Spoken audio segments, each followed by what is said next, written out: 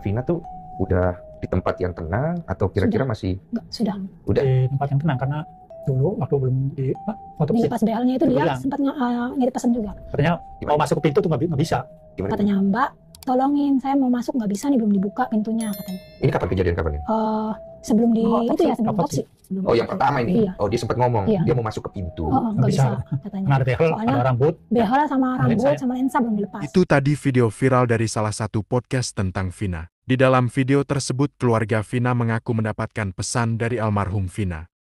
Dan video tersebut sangat mengejutkan dan menjadi perhatian publik. Apakah benar almarhum Vina bisa memberi pesan kepada keluarganya yang masih hidup? Berikut adalah tanggapan Ustadz Khalid Basalamah. Bagaimana jika ada yang masih hidup didatangi oleh keluarganya yang sudah meninggal melalui mimpi? Itu bisa terjadi. Bisa terjadi. Karena pernah ada sahabat, 2 orang yang mereka saling janji mengatakan, siapa yang mati duluan di antara kita, salah satunya minta kepada Allah agar diberikan kesempatan mendatangi temannya untuk menyampaikan informasi. Tapi saya tidak ingat nama 2 sahabat ini, cuma kisahnya nyata dalam hadis sahih. Kemudian meninggallah salah satu di antara keduanya. Pada saat meninggal, temannya mimpi, didatangi oleh temannya tadi yang satu. Lalu ditanya ada dalam mimpi oleh yang masih hidup, tanya yang sudah meninggal, bagaimana keadaan kamu sekarang? Dia bilang, alhamdulillah, Allah sudah terima amal-amal saya dan saya dimaafkan atas kesalahan-kesalahan saya. Kemudian yang masih hidup melihat di leher temannya ini ada lingkaran berwarna hitam di lehernya. Kemudian dia sempat tanya, apa di lehermu itu? Dia bilang, ini utang saya sama orang Yahudi. Ada orang Yahudi di Madinah, 50 dirham yang belum sempat saya kembalikan. Saya minta tolong sama kamu agar ya, uang itu kamu ambil, ada di ruang tamu rumah saya, tertanam di tanah, ada tempat penyimpanan uang. Ambil, ya, berikan kepada dia. Dan pada saat itu sudah mau terbangun dari tidur, yang mati mengatakan, ketahuilah, semua informasi kalian di dunia ya, itu akan disampaikan kepada kami yang sudah meninggal, disampaikan.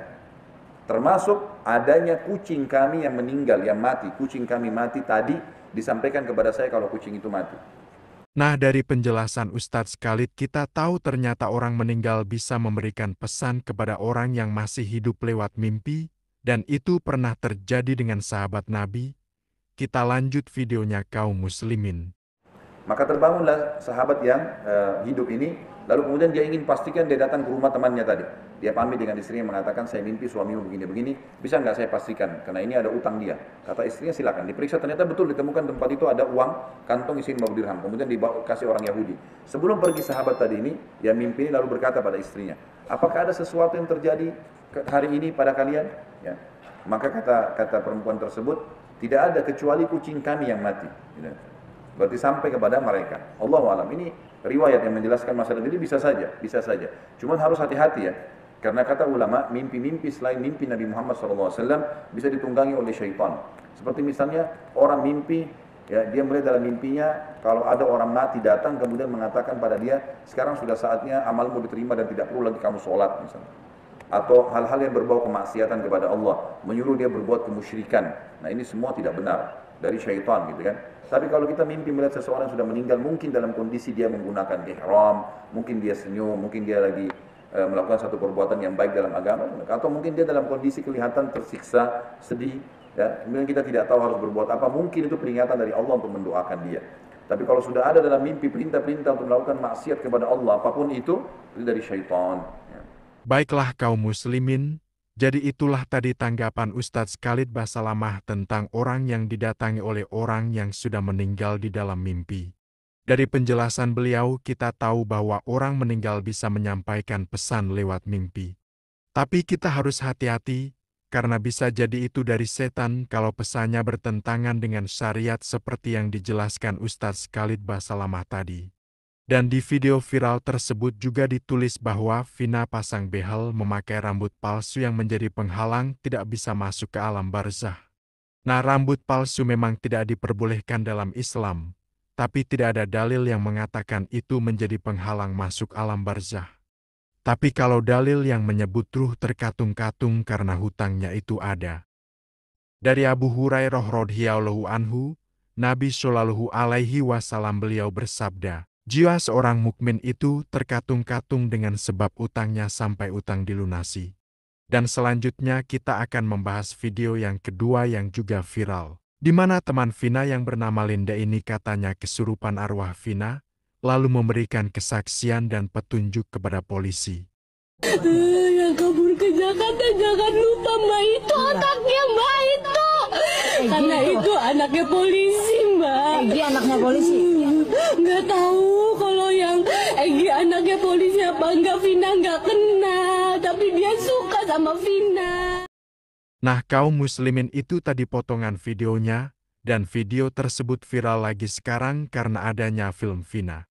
Nah, apakah benar orang itu bisa kesurupan arwah orang yang sudah meninggal?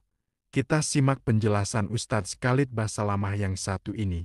Dan ini subhanallah, karena dikembangkan poin-poin seperti ini, akhirnya ada orang yang ditipu oleh syaitan. Dia kira ruhnya ayahnya datanglah, dia kira ini, dia kira itu. Sebagai penutup saya berbagi, pernah saya isi pengajian, juga pernah saya sampaikan kisah ini, tapi saya ulangin untuk penutup bahasan kita. Saya isi pengajian di satu rumah, dan rumah itu Masya Allah sangat besar. Di kota Makassar pada saat itu, kemudian semua keluarganya hadir. Ini waktu awal-awal saya balik dari Madinah, sekitar tahun 2000-an ya, tahun 99-98 saya kembali, sekitar tahun 2000 pengajian ini. Kemudian semua hadir di pengajian, tiba-tiba ada satu anak perempuan lewat di dekat kolam renang agak jauh. Terus saya tiba-tiba tidak tahu kenapa saya ingin bertanya. Saya bilang sama yang punya rumah, Pak ini semua sudah hadir. Dia bilang sudah hadir. Perempuan yang jauh sana lewat itu siapa Pak? Oh itu anak saya Ustaz. Kenapa tidak hadir Pak? Biasanya kan memang ada tempatnya sendiri, dipasangin hijab sendiri. Jadi memang ada orang yang tidak hadir. Dia bilang semua orang rumahnya sudah hadir. Saya juga waktu itu tidak tahu kenapa saya bertanya gitu ya. Jadi di sini Ustadz Khalid menceritakan pengalaman pribadinya. Kita lanjut kaum muslimin. Itu anak saya. Terus kenapa nggak hadir Pak di pengajian? Oh anak saya itu berbeda Ustaz. Berbeda kenapa Pak? Dia kalau malam Jumat sering kedatangan ruh kakek saya. Gimana ceritanya Pak? Kalau malam Jumat tiba waktu maghrib, dia matiin lampu, dia minta kopi kesukaan kakek saya, kemudian dia berbicara dengan suara kakek saya. Saya bilang sebentar Pak, saya yang lanjutin ceritanya. Kaget dia, kok bisa Ustaz lanjutin? Ya sebentar. Kalau yang saya sampaikan sebentar lagi ini benar, berarti percaya itu dari syaitan. Dia bilang silakan Ustaz, baik. Pasti nanti akan keluar suara kakeknya. Kemudian dia akan sebutkan nama masing-masing orang yang di rumah sini. Benar? Ya benar. Baik. Kemudian yang kedua, dia akan secara otomatis akan menerka-nerka mengatakan kamu fulan, rezekimu begini, kamu fulan begini, apa yang kalian mau tanyakan kesempatan kakek akan datang setiap malam Jumat. Benar gak? Benar Ustaz. Bahkan saya pernah ditebak tangan saya, rezeki saya dan seterusnya. Saya mengatakan itu syaitan, anaknya bapak mesti diruqyah. Itu sudah menjadi teori syar'i. Ini syaitan yang masuk was-was, menganggap ruh kakeknya datang. Ya. Padahal tidak pernah ini.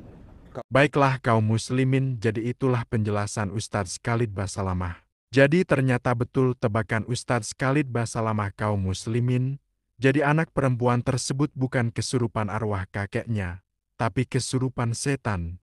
Jadi fenomena kesurupan ruh orang meninggal itu tidak benar di dalam Islam, yang ada kesurupan setan atau jin. Makanya Ustadz Khalid Basalamah tadi menganjurkan untuk ruqyah untuk mengusir setan. Dan selanjutnya yang menjadi pertanyaan, jika bukan arwah Vina yang memasuki Linda saat kesurupan, lalu siapa? Ya jika Linda ini betulan kesurupan maka yang masuk itu bisa jadi setan. Ada juga netizen yang menyebut itu jin korinnya Vina. Tapi dari mana kita tahu itu jin korin? Itu kan hanya tebakan netizen. Yang jelas sesuatu yang gaib itu yang tahu hanya Allah. Dan kita diberi ilmu tentang hal seperti itu hanya sedikit. Yang terakhir, semoga kasus ini cepat terungkap dan pelaku bisa diadili. Maaf jika ada salah kata. Wallahu a'lam bishawab. Wassalamualaikum warahmatullahi wabarakatuh.